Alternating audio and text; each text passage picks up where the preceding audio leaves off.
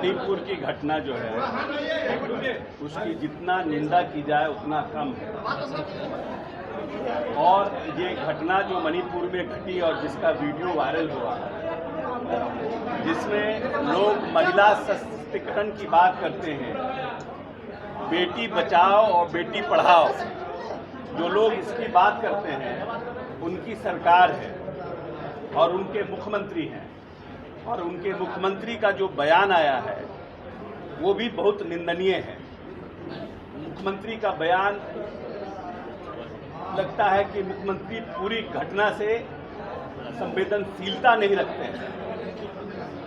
और हम जदयू को लोग ये डिमांड करते हैं कि प्रधानमंत्री को खुद मणिपुर जाना चाहिए और मणिपुर की घटना को और मणिपुर की जो जनता है उसमें शांति बहाल करने का प्रयास करना चाहिए। प्रधानमंत्री जी, गृह मंत्री जी सब काम कर रहे हैं, लेकिन मणिपुर में जो उनकी सरकार है वहाँ 1 महीने से लगभग अशांति पूरे प्रकाष्ठा पर है। उसके बारे में न भारतीय जनता पार्टी के किसी नेता का कोई बयान आया है, न भारतीय जनता पार्टी के शीर्ष नेताओं ने उसके प्रति अपनी संवेदना व्यक्त की है। सिर्फ ये कह देने से कि किसी भी लोगों को छोड़ा नहीं जाएगा, हमको लगता है कि ये पर्याप्त नहीं है। किसी न किसी तरह से पूरी तरह से मणिपुर में शांति बहाल हो, जल्द से जल्द बहाल हो, मानवता की वहाँ रक्षा हो, इसका प्रयास केंद्र सरकार को करना चाहिए।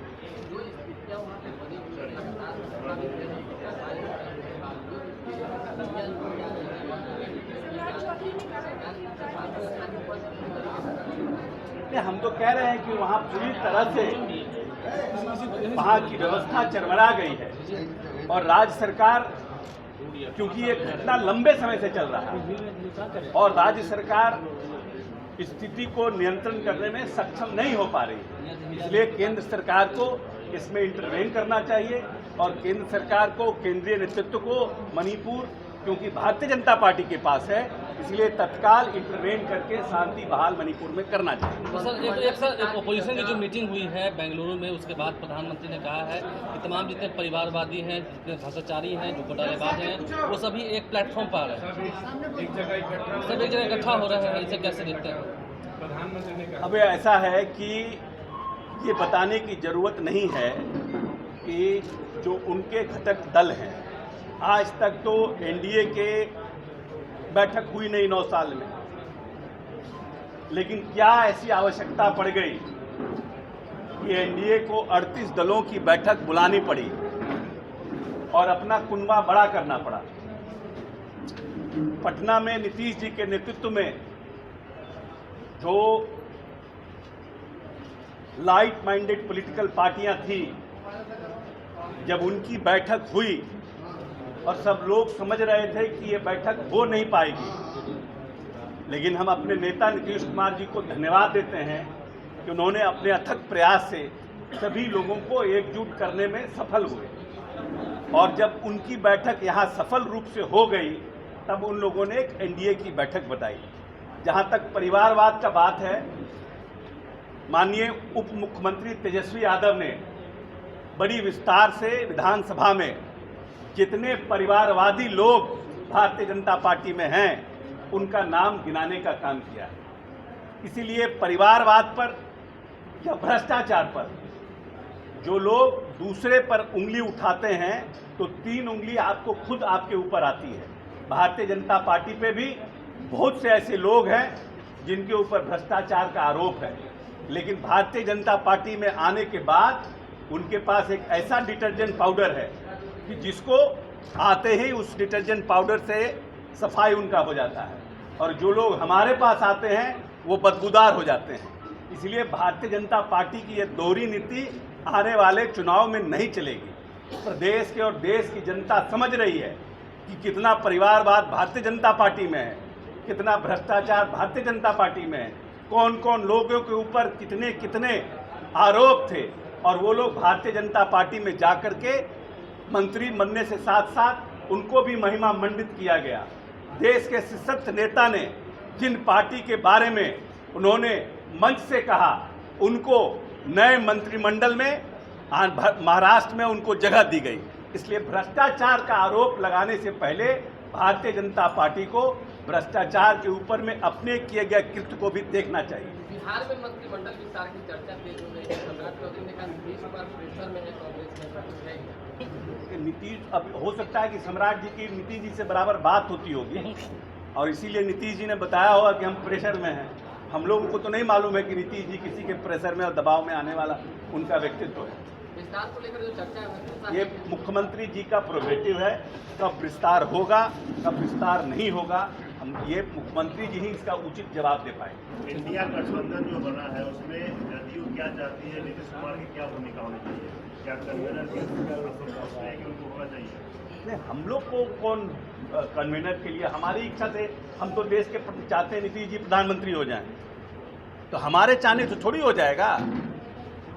हमारे चाहने से कन्वीनर, जो भी पॉलिटिकल पार्टी के लोग इस दल में बैठे हैं उनके चाहने से कोई प्रधानमंत्री बनता है, कोई कन्वीनर बनता है। माननीय नेता ने स्पष्ट रूप से कहा है कि न मैं प्रधानमंत्री का दावेदार हूं, न मेरी कोई इच्छा है।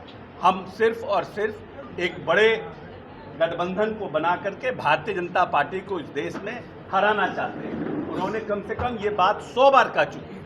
इसीलिए न नेता को कन्वीनर बनने की इच्छा है, न देश में देश में प्रधानमंत्री बनने की इच्छा है। लेकिन वो एक भूमिका में है, उस भूमिका का वो निर्वहन कर रहे हैं। लेकिन सर जेडीयू में आप तो कर हर रहे हैं। एक नेता हर एक कार्यकर्ता अपने पार्टी के नेता को शीर्ष स्थान पर देखना चाहता है।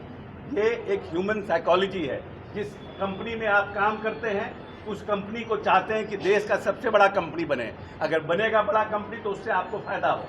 तो हर एक व्यक्ति, जो भी छोटा से छोटा पॉलिटिकल पार्टी है या छोटा से छोटा राजनीतिक दल का कार्यकर्ता है, वो चाहता है कि उसका नेता स्थापित हो, बड़ा बने। तो हमारी भी इच्छा है। दावेदार तो खुद नीतीश जी कह चुके हैं कि हम दावेदार नहीं हैं। हम तो सोचने और इच्छा की बात की है।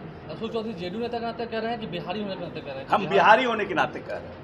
प्रशांत किशोर ने कहा है कि नीतीश कुमार दल बदलते बदलते चकराने लगे, भूमि आने लगा है। क्या कहें? बहुत हमारे लिए प्रशांत किशोर बहुत नोटिस के आदमी नहीं है। मंत्री जी, एक सवाल यह है कि 13 तारीख को जो लाठीचार्ज हुई उसमें वहाँ बीजेपी ने आरोप लगाया कि उनके एक पार्टी के नेता की मौत उसी लाठीचार्ज के कारण हुई। पोस्टमार्टम रिपोर्ट जो आया उसमें हार्ट अटैक की बात कही जा रही है। इस पर अब भाजपा के लोग सवाल उठा रहे हैं और कह रहे हैं कि 24 तारीख से 9 तारीख तक पूरे बिहार में उसके लिए आंदोलन करेंगे। आंदोलन, देखिए, वो तो एक पॉलिटिकल परसेप्शन बनाने की भारतीय जनता पार्टी के लोग कोशिश कर रहे हैं कि लाठीचार्ज हुआ और उसमें भारतीय जनता पार्टी का एक कार्यकर्ता जो है उसकी मृत्यु हो गई। लेकिन फैक्ट ये है कि वो आदमी छज्जू बाग में पाया गया और छज्जू बाग में गिरा हुआ पाया गया। प्रत्यक्षदर्शियों के साथ जो गवाह थे उन लोगों ने बयान दिया, सीसीटीवी कैमरा में सब कुछ दर्ज है। और उसके बाद यही तो कहा जाता है कि भारतीय जनता पार्टी के लोग कैसे चीज़ों को घुमाते हैं, ये देखने की बात है। सीसीटीवी कैमरा का फुटेज है, जो लोग प्रत्यक्षदर्शी उनको अस्पताल ले गए उनका बयान है, पोस्टमार्टम का रिपोर्ट है। उसके बाद भी मैं पूछना चाहता हूँ भारतीय जनता पार्टी से कि ये भारतीय जनता पार्टी की दोहरी नीति क्यों है कि जब जेएनयू में लाठीचार्ज हुआ छात्रों पर तो जांच समिति क्यों नहीं बैठी? जब किसानों के ऊपर लाठीचार्ज हुआ तो जांच समिति क्यों नहीं बैठी? सीएनआर एनआरसी पर जब महिलाएं बैठी थी उनके ऊपर लाठीचार्ज हुआ तो जांच समिति क्यों नहीं बैठी?